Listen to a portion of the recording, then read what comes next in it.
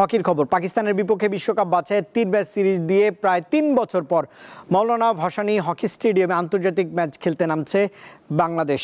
প্রথম ম্যাচ শুরু হবে আগামীকাল দুপুর 2টায়। শক্ত প্রতিপক্ষের বিপক্ষে হারানোর কিছু নেই বলে মনে করছে স্বাগতিক দল, আর অতিথিদের লক্ষ্য ভয়হীন ম্যাচ খেলা।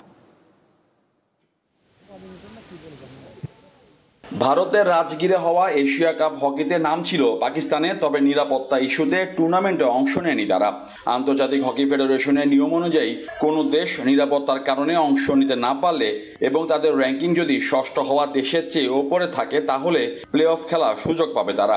বাংলাদেশ ষষ্ঠ হওয়ায় খেলতে হবে র্যাঙ্কিংয়ে এগিয়ে থাকা পাকিস্তানের বিপক্ষে। বাংলাদেশের সাথে প্লে অফ খেলতে পাকিস্তান দল এখন ঢাকায়। তাদের বিপক্ষে সিরিজ জিতে আগামী বছর 28 ফেব্রুয়ারি থেকে 8 মার্চ অনুষ্ঠিতব্য বিশ্বকাপ বাছাইয়ের খেলার টিকিট নিশ্চিত করা বাংলাদেশের জন্য কঠিন।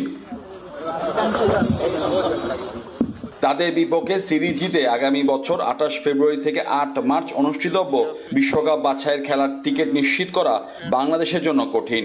আমাদের সবার আন্ডারস্ট্যান্ডিংটা আগের মতোই আছে।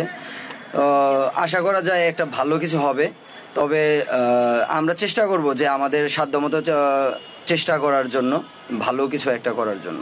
পাকিস্তান রেকর্ড 4 বার বিশ্বকাপ জিতলেও 2014 ও 2023 বিশ্বকাপ বাছাই পর্ব পার হতে পারেনি।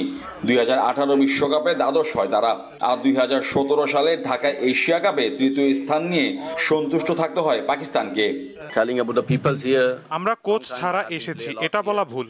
যাকে দায়িত্ব দেয়া হয়েছে তার অধীনে আমরা অনেকবার খেলেছি। লক্ষ্যটা বিশ্বকাপে জায়গা করে নেওয়া, মাঠের লড়াইটাই আসল। প্লে অফ সিরিজ জয়ী দল আগামী বিশ্বকাপে খেলার সুযোগ পাবে।